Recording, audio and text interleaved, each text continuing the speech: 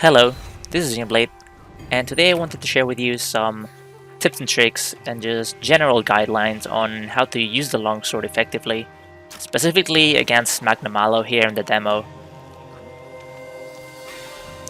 Now, the longsword is a very popular weapon, and I think that's fair because it's a very rewarding weapon, and very easy to pick up as well. But at the same time, I feel like it has a very high skill ceiling that requires you to know very well both the monster and your own moveset.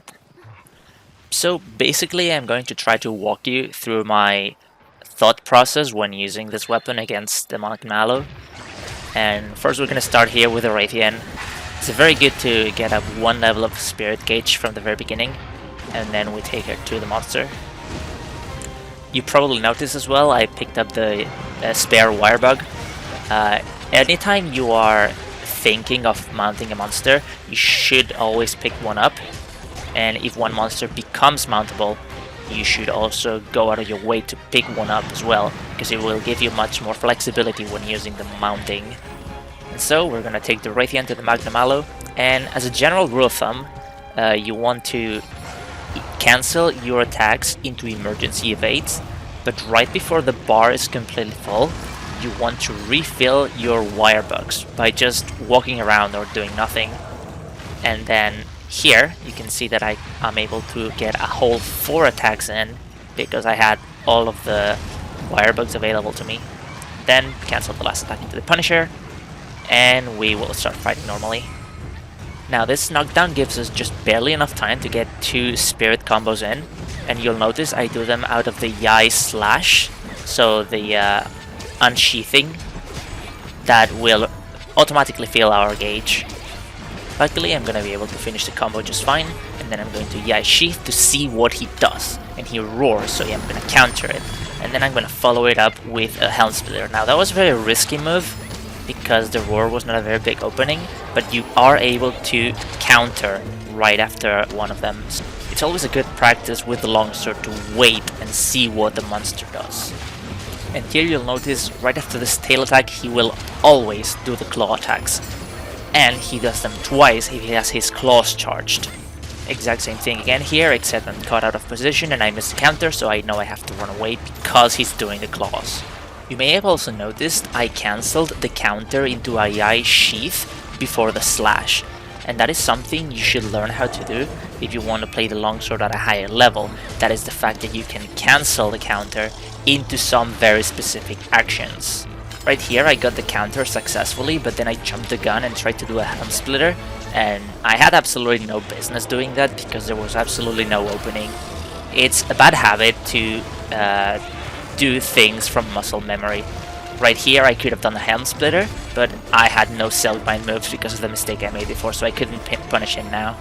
And here you can see what I mentioned before, where I canceled the counter into a move, here into the Helm Splitter, except I missed it, but the opening was fairly bigger. Here once again, and since I have the spirit gauge fully charged, there is no need for me to do the round slash, so I just go straight into the Helm Splitter. Okay, so that was a lot of information. While not much is going on in the fight, I will talk about a little bit how you should always choose carefully when doing the Helm Splitter Silkbind move, whether you want to actually do the Helm Splitter or you want to just do the regular downward slash, because that one will not spend your gauge. In fact, it will have the effect of the Yai slash, the one that automatically fills your gauge. So make sure not to press ZR if you think you're gonna miss the Helm Splitter in the first place. Now sharpen on your dog whenever you can, that's a very good practice, it's extremely safe and useful. And we're also gonna pick the Thunder Beetle, which is also a very good thing to do. Always remember to use the wildlife to your advantage. It actually makes a very big difference and it's a very good part of this game.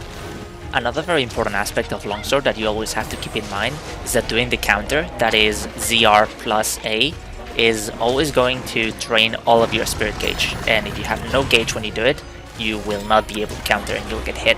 So always try to poke the monster to have at least some spirit gauge. And here I'm gonna get caught in a bad spot because I tried to predict him and do a Yai counter, but even though I get the counter, it leaves you very open to follow-ups because it cannot be cancelled into many things. So you saw me, I had to do the Silkbind counter that wastes 2 wire bugs, but it was able to save me.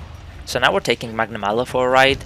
We're taking him to Mizutsune, which we haven't ridden yet, and ideally I'd have 3 wire bugs now, but unfortunately we got the monster riding in the same era where we got the one before. Now, what I should have done here, and I wanted to do it but I didn't get it, was slam Magnamalo twice and then spend the last launch into Mizutsune. That would have gotten us the most damage. So we're gonna do some standard monster riding here. To be fair, I don't know what is the most optimal attacks to do. So for the most part I just go for strong attack while holding forward on the controller, and then do the Punisher at the very last second. I also do a Silkbind dash to get close to him after dismounting the monster, and I ended up in a very awkward position. I should have probably gone to the arms because as a rule of thumb you always want to target the parts of Magnamalo that are lit up to get a knockdown. And I also meant to use the Thunder Beetle, but I forgot, so I just awkwardly use it now and hope I get the KO. It's always better to try to do it during a knockdown or before a very small knockdown. And here you'll see Magnamalo does the quick roar that is always followed by a second roar, so react accordingly and do a counter. It's very good to charge your spirit gauge. Unfortunately I missed it there. And here you'll see how my amazing cat and dog are able to complete the KO for me, and I just finished charging my spirit gauge against him. Now here unfortunately I used the trap a bit early. Knockdowns are very big openings, they last quite a bit, and I was starting to get nervous and I just used it prematurely. I should have done a helm splitter and then laid the trap. Now here with his bread and butter combo, you can see how I try to poke him in the middle just to make sure I have some bar to be able to counter so that I don't get hit. But luckily it just gets cancelled. Here I accidentally fade slashed into this explosion, but thankfully because I haven't knocked him down yet with his own malice, I do that right there. I get rid of it with a silk dash and then I start capitalizing on it. And unfortunately I missed the finisher.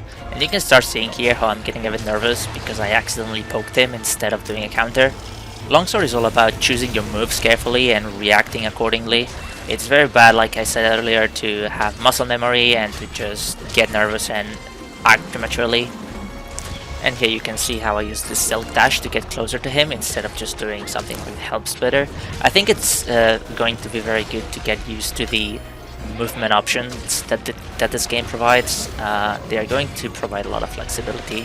And here's something I would do differently in other Monster Hunter games. Here I need to sharpen, but before I do that, I'm going to finish capitalizing on the knockdown, because this game allows us to sharpen on the move, so I don't need to use the knockdown to sharpen. I can just use it for damage and then worry about sharpening after. I tried there luring him to the center of the arena just to have some more space, but it didn't really work. So we're still fighting here in the corner. That attack I believe has no hitbox because it's never really killed me, but it looks very menacing. And here you'll see me do a preemptive EI sheath. And I missed the counter, but it's probably a good thing I missed it because I would have had no options to counter the claw attacks.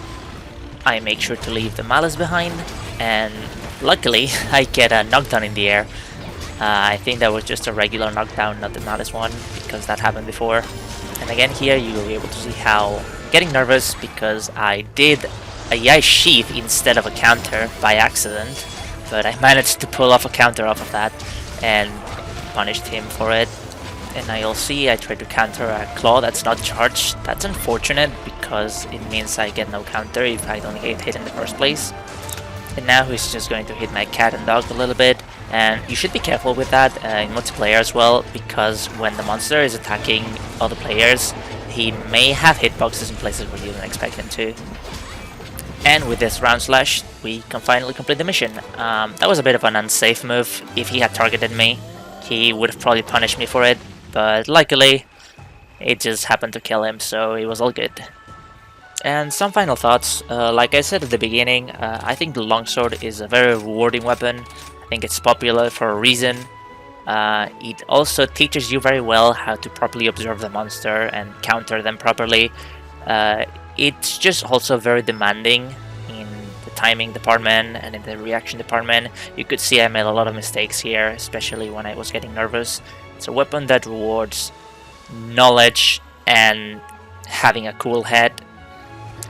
I did manage to beat this fight with other weapons as well. I know how to use every weapon to a decent degree, I think.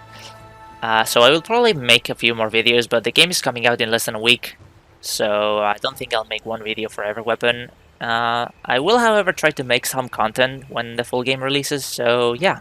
Look forward to that, and thank you so much for watching.